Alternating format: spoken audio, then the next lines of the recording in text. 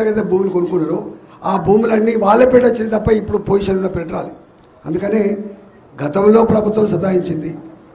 ఆ ధరణి సమస్య నుంచి వెళ్ళి ఇట్లాంటి ఈ వక్ఫ్ భూములు, దేవాలయ భూములు, పంచరాయి భూములు అని చెప్పి అయితే కట్టుకున్నాము వాటికి సర్టిఫికేట్లు ఇవ్వాల్సింది పోయి వాటి నుంచి విముక్తికి రావాల్సింది పోయి ఉల్టా మళ్ళీ వీళ్ళు కూడా అదనంగా కొన్నింటిని ఇట్లా వేస్తున్నంటే అంటే ఎంత దుర్మార్గమైన పద్ధతి ఉందో ఒకసారి ఆలోచించేయమని చెప్పి కోరుతున్నాను. పాలకులకి నేను కూడా ఉన్నా, అధికారంలో ఉన్న వాడికి ఫస్ట్ ప్రయారిటీ ప్రజలకు ఏమన్నా బాధాకరమైన సమస్య ఉంటే వాలిపోయి ఆ సమస్య పరిష్కారం చేయాలి. రాజకీయాల మీద ఓట్ల మీద ఉన్న శ్రద్ధ వీళ్ళకి ప్రజల మీద లేదనడానికి నేను ఒక్కటే ఇప్పుడే గిట వస్తుంటే అపార్ట్మెంట్ వల్ల ఆపినాను. ఇక్కడనే అపార్ట్మెంట్ ఏదో లిక్కర్ మార్ట్,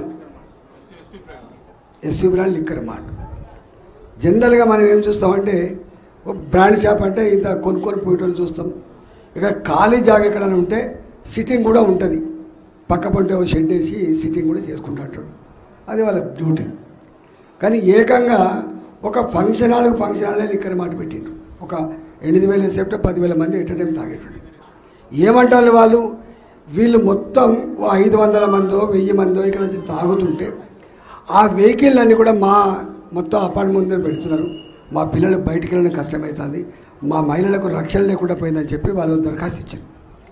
గుళ్ళ పక్క పండి, బడి పక్క పండి, లిక్కర్ షాపులు ఎక్కడ పెడతారండి? లిక్కర్ షాపులు అయినా ఎంటీ ప్లేసులు కూడా. ఎందుకంటే ఆ తాగటోడు ఎట్లా పోయి కొనుక్కుంటాడు, తాగటోడు కుతిలేసినోడు ఎక్కడ పోయి కొనుక్కుంటాడు. గా వైన్ షాపుల్ని గుడి పక్క పండి పెడితే, బడి పక్క పంటే పెడితే ఇవాళ అపార్ట్మెంట్ మధ్యలో 5,000 మందికి 6,000 మందికి సిట్టింగ్ పెట్టి తాగిపిస్తే ఇంతకంటే దుర్మార్గం ఉందో చెప్పండి. అంటే ఎటువైపు పోతున్నాం. అందుకనే మీరు మనం ఓటేసినప్పుడు ఏమంటామంటే మనకేం తెలియ అనుకుంటాం, మరి పట్టించుకోం మనం. వాళ్ళు ఇంకొక మాట చెప్పారు గమనించడం అంటే మొన్నటిదాకా వాళ్ళు టీఆర్ఎస్ పార్టీలో ఉండే పుసుకుని ఆయన కాంప్లైంట్ ఇచ్చేది మూతపడగలని చెప్పి మళ్ళీ కాంగ్రెస్ పార్టీకి పోయాడు. అంటే అధికారాన్ని తన వ్యాపారాన్ని కాపాడుకోవడానికి పార్టీలు మారేటువంటి దుర్మార్గమైన సంస్కృతి మీరు చూస్తున్నారు. కానీ ఎక్కడన్నా మీరు వీళ్ళు ఉన్నారు కాబట్టి మీకు ఓటే నా కొడుకు అని చెప్పి అంటారు చెప్పండి. ఎవరికి బాధ వస్తే వాళ్ళే మాట్లాడుకుంటారు, వాళ్ళే బాధపడతారు తప్ప పక్కోడు కూడా స్పందించరు. ఎందుకు ఏదైనా ఇష్యూ వస్తే చుట్టుపక్కల వాళ్ళందరూ గయ్యలు లేస్తే సమస్య పరిష్కారం అయితే అట్లా ఐక్యత ఉంటుంది. కానీ ఎందుకో మన పట్టణాల్లో చూస్తాం పక్కింటోనికి ఏమైనా ఆపదించ కూడా ఆదుకోని పరిస్థితి ఉండదు. కాబట్టి ఇట్లాంటివన్నీ కూడా కనపడతా ఉన్నాయి. డెఫినెట్గా నేను మొత్తుకుంటూనే ఉన్నాను, ఇప్పుడు కాదు మొత్తుకునేది.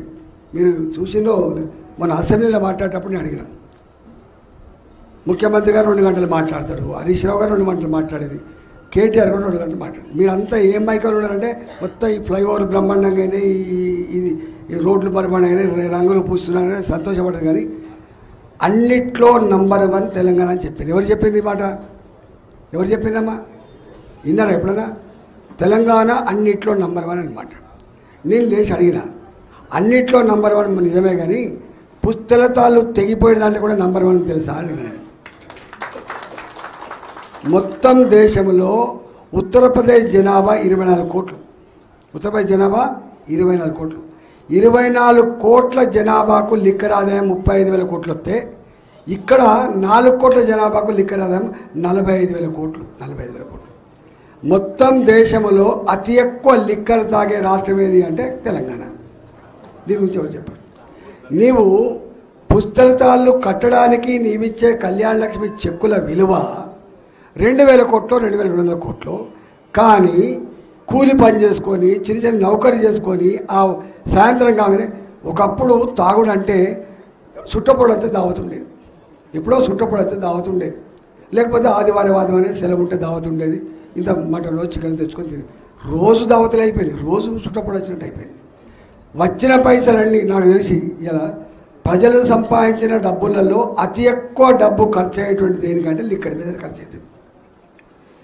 కేసీఆర్ పింఛన్ ఇచ్చిన సంబరపడుతుంది, 2,000 రూపాయలు ఇస్తాడు కేసీఆర్, ఎక్కడి నుంచి తెచ్చిస్తాడో మాకు తెలియదు కానీ నా పెద్ద కొడుకు అని చెప్పింది. కళ్యాణ లక్ష్మి 2,000 కోట్లు అయినా సంబరపడుతుంది. మా కళ్యాణ లక్ష్మి ఎవరు ఇస్తారంటే మేనమామ ఇస్తున్నారని చెప్పి సంబరపడుతుంది. అడ్డగోలు హామీలు ఇస్తున్నప్పుడు ఎవరైనా ప్రశ్నించారా? ప్రశ్నించరు. ఇవాళ మీకు తెలుసో తెలియదో పుస్తలతాళ్ళు కట్టడానికి మహిళలకు ఇచ్చే కళ్యాణ లక్ష్మి చెక్కుల డబ్బు 2000-2500 కోట్లు అయితే పుస్తలతాళ్ళు తెంపడానికి తండ్రి లేని పిల్లలుగా భర్త లేని భార్యలుగా ఉండడానికి మన దగ్గర నుంచి తీసుకుంటున్న డబ్బు 45,000 కోట్లు లిక్కర్లు అని చెప్తున్నాడు. ఎంతమంది చచ్చిపోతున్నారు మనం చూస్తూ ఉంటాం. ఫస్ట్ వీక్లో వచ్చిందంటే వాడు తాగే రోడ్ల మీద ఉంటే అయ్యో పాపం లారీ ఇట్లా ఎక్కగల అని చెప్పి మనం పక్కకు తీసి పోతుంటాం. ఒక గట్లాంటి దుస్థితి ఉంది. అందుకనే ఇవన్నీ పోవాలని మనలో కొట్లాడుతున్నాం, కానీ కొట్లాడితే సపోర్ట్ గట్టిగా కూడా కొట్లాడుతాం. కాబట్టి డెఫినెట్గా ఇట్లాంటి వాడికి పరిష్కారం చెప్పేదంటూ నేను మీ వెంట ఉంటా అని ఒక మాట అయితే ఇస్తున్నాను. ఈ వక్ఫ్ బోర్డు అధికారాన్ని అడ్డం పెట్టుకొని ప్రజల మీద దౌర్జన్యం చేసే ప్రయత్నం ఎవడు చేసినా చీల్చి చెండాడు దాంట్లో నేనుంటా, గుర్తుపెట్టుకోండి. మీకు తెలుసు, నేను తెలంగాణ ఉద్యమంలో నా పాత్ర తెలుసు, మీకు చెప్పాల్సి వెళ్ళలేదు. నేను ఆర్థిక మంత్రి అయినప్పుడు నా ధ్యాస ఎటువైపోతే ఒక మాట చెప్తాను. నేను అనేకం చేసిన అన్నీ చెప్తే ఇప్పుడు ఉడవదు, కానీ ఒక్కటే ఒక మాట చెప్తాను. నేను హాస్టల్లో చదువుకున్నా. నాకు ఎప్పుడు కటోరుతో అన్నం కొలిచి పెట్టింది తప్ప కడుపులో అన్నం ఎప్పుడు పెట్టలేదు. 10 రోజులకోసారి 15 రోజులకోసారి ఈ పెదులన్నీ పగిలిపోయి మొత్తం కళ్ళల్లో రక్తం లేకపోయి చేత కాకపోతే డాక్టర్ పోతే అనేది, అరే నీకు ఇది ఐరన్ లేదు, నీకు ఇది డెఫిషియన్సీ అది అని ఆయన డాక్టర్ రాసినోడు కోడిగుడ్డు తినండి. అరే మాకు కోడిగుడ్డు పెట్టి అమ్మిక్క లేదే, మాకు ఇక్కడ కొలిసి పువ్వు పెడతానని చెప్పాను. అట్లాంటి జీవితం నుంచి వచ్చిన నేను ఆర్థిక మంత్రి అయితే చేసిన మొట్టమొదటి పని ఏంటంటే కటోరతో కొలిసిపెట్టే బువ్వ ఉండద్దు, కడుపు నిండా అన్నం పెట్టాలి. ఆ అన్నం కూడా ముక్కిపోయిన బువ్వ పెట్టద్దు, పురుగుల అన్నం పెట్టద్దు, రాళ్ళన్నం పెట్టద్దు అని చెప్పి బాజాప్తా బీపీటీ సన్నబియ్యం గవర్నమెంట్ హాస్టళ్లలో గవర్నమెంట్ స్కూల్లో పెట్టాలని చెప్పి జీవో ఇచ్చింది నేను ఆర్థిక మంత్రి. మొన్న కరోనా వచ్చింది, ఎంత వేదన. 1,00,000 కోట్ల సంపద ఉన్నోడు కూడా కరోనాతో కథమే. జనరల్గా క్యాన్సర్ వచ్చింది అనుకో, అమెరికాకు పోయి ట్రీట్మెంట్ తీసుకోవచ్చు. డబ్బులు లేని జల్దీ చచ్చిపోతారు, డబ్బులు వాళ్ళు అమెరికాకు పోయి ట్రీట్మెంట్ తీసుకుంటాడు. కొన్ని రోగాలని డబ్బులు కాపాడుతాయి, కానీ మొన్న వచ్చిన కరోనా రోగం డబ్బులు కూడా కాపాడాలి. భయపడిపోయింది, వణికిపోయింది. చాలామంది అనుకున్నారు ఎంత సంపాదన ఉంటే ఏమున్నది, ఎంత సౌకర్యం ఉంటే ఏమున్నది, గిట్లా ఇదంతా కథమే కదా అనేటువంటి ఫీలింగ్ వచ్చిందా లేదా మీరు చెప్పండి. కరోనా వచ్చినప్పుడు నాలాంటి వాడు మా డిపార్ట్మెంట్, నేను హెల్త్ డిపార్ట్మెంట్లో ఉన్నా, మా డాక్టర్లు భయపడతారు, మా నర్సులు భయపడతారు, వాళ్ళ మలమూత్రాలు సాఫ్ చేసే మా శానిటైజర్ వర్కర్స్ భయపడతారు, మంత్రులు చెప్తారా గట్టినా అని వాళ్ళు మాట్లాడతారు. మేము ఆ కాలంలో ప్రతి నిత్యం కరోనా పేషెంట్ల మధ్య ఉండి వాళ్ళకు ధైర్యం చెప్పి వేల మందిని కాపాడవచ్చు. నేను 20 ఏళ్ళుగా తెలంగాణ ఉద్యమ బిడ్డగా కావచ్చు, మా బతుకంత ఎక్కడుంటే తెలంగాణ ఉద్యమంలో అంతా రోడ్ల మీద వంట వార్పు, జైళ్ళు, పోలీస్ స్టేషన్లు, కేసులు తప్ప మాకు ఏముంటే చెప్పండి. 14 ఏళ్ళు అట్లా కష్టపడుతుంది. మంత్రిగా ఉన్నప్పుడు ఇది చేస్తుంది. ఇవాళ ఈ కాంగ్రెస్ పార్టీ అభ్యర్థి మీకు ఎప్పుడైనా తెలుసా? కాంగ్రెస్ పార్టీ అభ్యర్థి ఎప్పుడన్నా ప్రజల కోసం నోరిప్పి మాట్లాడిన చరిత్ర ఉందా ఈ కాంగ్రెస్ వాళ్ళకి? ఎప్పుడన్నా ఈ బీఆర్ఎస్ అయినా మనకి వక్ఫ్ భూములు ఉన్నాయి వీళ్ళ కోసం వస్తా అని చెప్పినప్పుడు వచ్చిందా? రియల్ ఎస్టేట్ చేయాలి, దందాలు చేయాలి, డబ్బులు సంపాదించాలి, చక్కగా రావాలి, అపార్ట్మెంట్లో కూర్చోవాలి, దావతులు ఇవ్వాలి, బస్తీలకు పోవాలి, ఓటుకు 2,000 రూపాయలు ఇవ్వాలి, గెలవాలి, మళ్ళీ దందా చేసుకోవాలి. ఇదే కదా గివీళ్ళకి అలవ చేద్దామా? నాకు తెలిసి రాజకీయ నాయకుడు అనేవాడు ప్రజల ఓట్లతో పదవి వస్తుంది. వాళ్ళకు వచ్చిన పదవిని ప్రజల కోసం వాడేవాడు రాజకీయ నాయకుడు అని నేను అనుకుంటున్నాను. ప్రజలకు అన్ని సమస్యలు పరిష్కారం కాకపోవచ్చు, కానీ వాళ్ళకి ఆపద వచ్చినప్పుడు ఇది పరిష్కారం చేస్తారని మాట అన్న ఇవ్వకపోతే, వాళ్ళకి అండగా లేకపోతే ఎవరు ఉంటారు?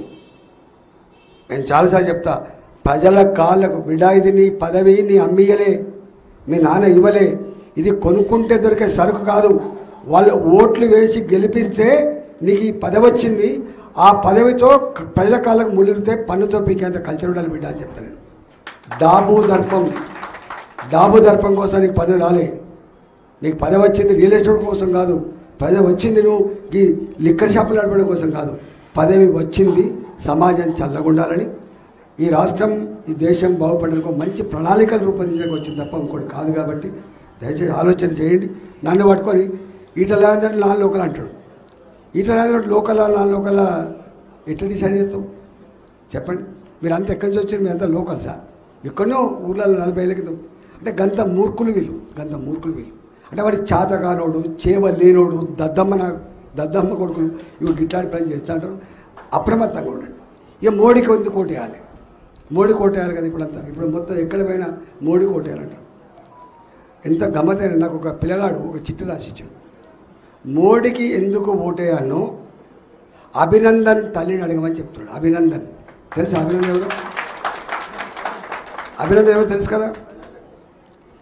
మోడీకి ఎందుకు ఓటేయానో ఇస్రో శాస్త్రవేత్తలు అడగమని చెప్తున్నాడు. ఇస్రో శాస్త్రజ్ఞులు మోడీకి ఎందుకు ఓటేయానో గ్రామీణ ప్రాంతాల్లో నా ఆడబిడ్డలు 70 ఏళ్ళుగా చెంబు పట్టుకొని బయలుమూగిపోయిండ్రు. వాళ్ళ పిల్లలు చదువుకుంటే ఆ చదువుకున్న సందర్భంలో ఫ్రెండ్స్ ఇంటికి వస్తే టాయిలెట్ లేక అవమానపడ్డారు. అగో ఆ 12 కోట్ల ఇళ్లలో టాయిలెట్ కట్టించినటువంటి దాన్ని అనుభవిస్తున్న ఆడబిడ్డను అడుగు మోడీకి ఎందుకు ఓటేయని అంటున్నారు. మోడీకి ఎందుకు ఓటేయను? అతి తక్కువ కాలంలో కరోనా వ్యాక్సిన్ తయారు చేయించి అందరికీ 2 డోసులు ఇచ్చి అవసరమైతే బూస్టర్ డోస్ ఇచ్చి కరోనా కష్టం నుంచి బయటపడ్డ ఆ కుటుంబాలు అడగమంటున్నారు మోడీకి ఎందుకు ఓటేయను. మోడీకి ఎందుకు ఓటేయనో నీ నడుస్తున్న రోడ్లు సాక్ష్యం, నువ్వు ఎక్కుతున్నటువంటి ఎయిర్పోర్ట్లు సాక్ష్యం, చదువుకుంటున్న మెడికల్ కాలేజీ సాక్ష్యం. ఇవాళ అనేకం ఉన్నాయి. ఇట్లా చూడాలంటే ఇక మన మాజీ ముఖ్యమంత్రి గారేమో జై శ్రీరామ్ అని సరిపోద్దా? అరే జై శ్రీరామ్ అంటారు, ఒక జై శ్రీరామ్తో బతికిండా? నీకు ఒక్క చిన్న ఎగ్జాంపుల్ చెప్పొద్దు. అంటే ఎంత మోడీ ఎంత గొప్ప పని చేస్తున్నాడు. నేను ఇప్పుడు చెప్పేది తగ్గకుండా all India institute of medical sciences ఉంటాయి. All India institute of medical science ఉంటాయి. నెహ్రూ గారు పెట్టిండ్రు ఒక్కటి ఢిల్లీలో. రెండవది వాజ్పేయి గారు పెట్టిండ్రు. మూడవది మన్మోహన్ సింగ్ గారు పెట్టిండ్రు. ఈ దేశం మొత్తంలో 130-140 కోట్ల జనాభాకి ప్రెస్టీజియస్ ఇన్స్టిట్యూట్. సోనియా గాంధీ గారికి ఏమైనా, మన్మోహన్ సింగ్ గారికి ఏమైనా, రేపు మోడీ గారికి ఏమైనా పోయే హాస్పిటల్ అవి. కానీ మోడీ గారు వచ్చిన తర్వాత ఈ 3 ఎందుకు? ఈ 3 ఉంటాయి. ఇంత పెద్ద జనాభా వచ్చింది. 16 all India institute of medical sciences ఇచ్చింది. నీకు వీళ్ళకు ఎక్కడ పోలిక? నక్కకు నాగలోకానికి కొంత తేడా ఉన్నది. ఈ కల్పన. అబ్దుల్ కలాం గారు ఒక మాట అంటారు పిల్లలకి, కళలు గనాలే కానీ గొప్పగా కళలు గనాలే అన్నాడు. చేస్తే హోల్సేల్ ఉండాలి తప్ప రిటైల్ లెక్క చేయొద్దని చెప్పి. ఇవాళ భారత ఆర్థిక వ్యవస్థ మనం మోడీ గారు వచ్చిన నాటికి 11వ స్థానం ఉండే 11వ పెద్ద ఆర్థిక వ్యవస్థ భారత్ది. ఈ 10 ఏళ్లలో మోడీ గారి కాలంలో 5వ అతిపెద్ద ఆర్థిక వ్యవస్థకి ఎదిగింది. ఇది రేపు నీకు ఓటేస్తే ఈ దేశాన్ని 3వ అతిపెద్ద ఆర్థిక వ్యవస్థ తీర్చిదిద్దా అంటున్నాయి. వట్టిగానే వీళ్ళ లెక్క అపీజ్మెంట్ పాలసీ. ఓట్లు ఎక్కడ పోతాయో వాళ్ళని ఏమైనా అంటే, వీళ్ళకి ఏమైనా అంటే ఓట్లు ఇక్కడ లేడు మోడీ గారు. ఇవాళ గట్లా అనుకుంటే ఇలా అయోధ్యలో రామ మందిరం వచ్చేది కాదు. అట్లా అనుకుంటే జిఎస్టీ వచ్చేది కాదు. అట్లా అనుకుంటే అనేక కఠిన నిర్ణయాలు ఇలా తీసుకున్నాడు మోడీ గారు. నేను అంటున్నా, ఈ కాలంలో ఏ మంత్రి అయినా జైలుకు పోయిండా? ఏ మంత్రి అయినా జైలుకి? కానీ అదే కాంగ్రెస్ పార్టీ ఆయనలో ఎంతమంది మంత్రులు జైలు పోయిండు? డి రాజా, ఎంపీలు పోయిండ్రు, మంత్రులు పోయిండ్రు, ఐఏఎస్ ఆఫీసర్లు పోయిండ్రు. Coal scam, 2G scam, Bofors scam. ఈ 10 ఏళ్లలో ఎక్కడైనా మనం తలదించుకునే పని మోడీ గారు చేసిండా?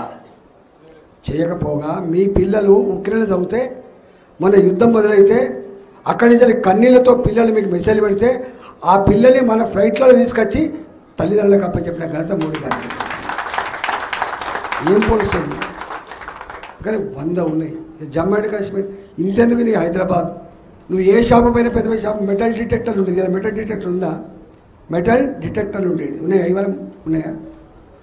సాయిబాబా మందిర్, దిల్సుఖ్ నగర్, లుంబిని పార్క్, గోకుల్ చాట్, బాంబులు పేరలే, తెగిపడ్డ కంఠాలు, ఎగిరిపడ్డ మాంసం ముద్దలు, చిన్న రక్తం హైదరాబాద్ చవి చూసింది. ఇక్కడ మోడీ గారు వచ్చిన తర్వాత ఇక్కడ కాదు, జమ్మూ అండ్ కాశ్మీర్లో కూడా నా దేశ ప్రజలు రక్తం చెందితే ఇటుకతో కొడితే రాయితో కొడతా అని చెప్పి సమాధానం చెప్పండి. వాళ్ళు ప్రపంచంలో అమాయకపు ప్రజల జీవితాలతో చెలగాడమనే దుర్మార్గులు ఎక్కడున్నా కూడా వెంటాడి వేటాడతామని చెప్పిండు మోడీ గారు, గుర్తుపెట్టుకోండి. అందుకని ఇవాళ పోలిక లేదు. మాలాటలో వచ్చి ఇంకా ఈ అపార్ట్మెంట్లలో బస్తీలలో ఇలా మోడీ గారు 10 ఏళ్ళ చరిత్ర నీ కళ్ళ ముందు కదలుతుంది. కాబట్టి మోడీ గారిని నన్ను నేను వస్తే ఏం చేస్తా అంటే దీనికి మీరు చెప్తున్న బాధకు నేను గొంతుకైతా. రేపు ఈ నియోజకవర్గం అన్ని రకాల అభివృద్ధి చెందడానికి తప్పకుండా ఉంటా అని చెప్పి ఇలా రోడ్లు రావాలన్నా, డ్రింకింగ్ వాటర్ రావాలన్నా, డ్రైనేజ్ సిస్టమ్ రావాలన్నా, ఒక ఐటీ హబ్ రావాలన్నా, ఒక ఇండస్ట్రియల్ కారిడార్ రావాలన్నా, రేపు ఇంత ఫ్లైఓవర్ రావాలన్నా కూడా తప్పకుండా రేపు ఈ కాంగ్రెస్ పార్టీ ఈ బీఆర్ఎస్ పార్టీ ఢిల్లీలో వాళ్ళకు సమస్య లేదు.